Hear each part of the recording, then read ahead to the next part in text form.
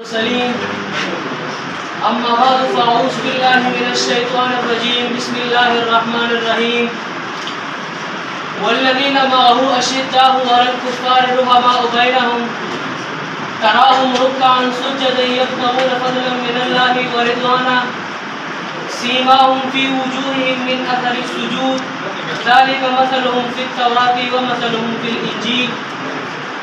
وقال النبي صلى الله عليه وسلم أصحابي كالنجوم فبأيهم اقتديتم اهتديتم وقال النبي صلى الله عليه وسلم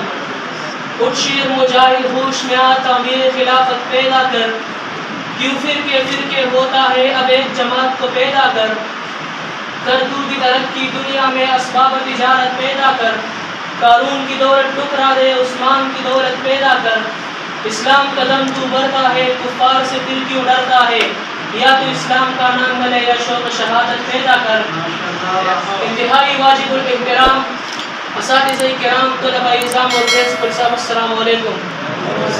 سلام کے بعد میں آج آپ سے عظمت صحابہ کے عنوان پر کچھ معروضات پیش کرنا چاہتا ہوں سامعین محترم صحابہ کرام رضوان اللہ علیہم اجمعین ہمارے دین کے اساس ہیں صحابہ کرام رضوان اللہ علیہم اجمعین ہمارے دین کی بنیاد ہے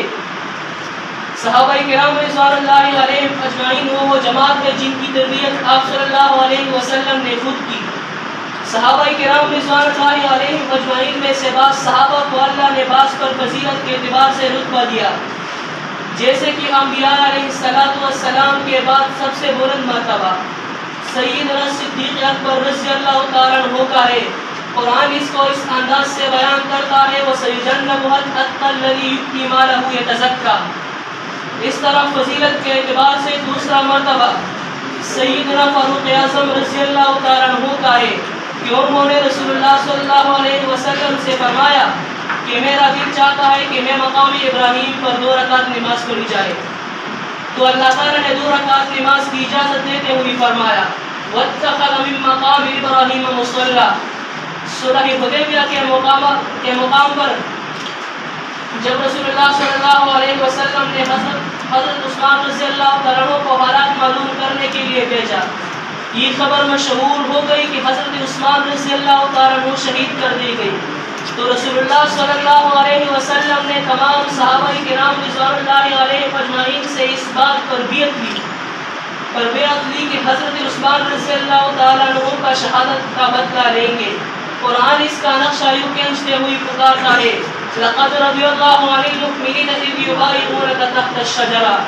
صحابہ کرام رضوان اللہ علیہ اجمعین میں سے بعض کے افضل ہونے کا ذکر تھا لیکن میرے پیغمبر صلی اللہ علیہ وسلم کے ہر گلشن کا پھول چمکتا اور دمکتا ہے کیونکہ رب العزت نے ان کو اپنی فوج قرار دیتے ہوئے ارشاد فرمایا اولئک حزب اللہ ان کو متقی بنائے ان کو پرہیزگار بناتے ہوئے ارشاد فرمایا اولئک هم المتقون ان کے ایمان کو معیار قرار دیتے ہوئے فرمایا فإن آمنوا بمثل ما آمنتم به فقد اهتدوا سامعین محترم صحابہ کرام رضوان اللہ علیہ اجمعین کی عظمت اتنی عرفہ و اعلیٰ ہے کہ قیامت کے دن 1,44,000 انبیاء کرام علیہ السلام کے اصحاب موجود ہوں گے لیکن جنت میں سب سے پہلے داخل ہونے والا سیدنا صدیق اکبر رضی اللہ تعالیٰ عنہ ہوں گے انہیں صحابہ کرام میں سے ایک صحابی حضرت بلال رضی اللہ تعالیٰ عنہ ہے کہ جن کی اذان کی وجہ سے اللہ رب العزت نے نظام شمسی کو تبدیل کر دیا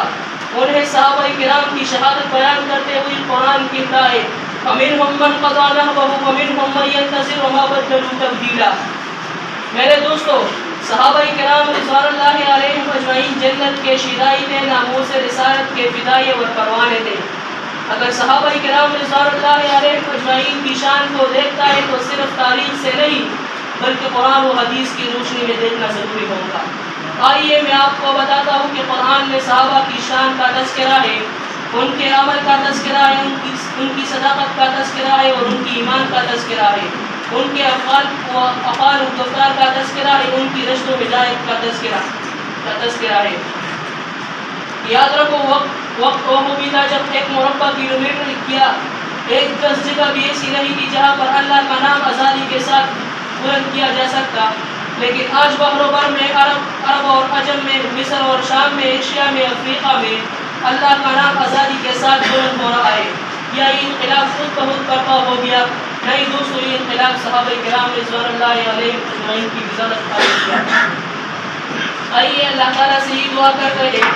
کہ اللہ تعالیٰ ہم سب کو صحابہ کرام رضوان اللہ علیہم اجمعین کے نقش قدم پر چلنے کی ہمت اور توفیق عطا فرمائے۔ اللہ سے یہ عہد کرتے ہیں، گر اپنے کسی کو جلانے نہ دیں گے، گر اپنے کسی کو جلانے نہ دیں گے، صحابہ پر کبھی آنچ آنے نہ دیں گے۔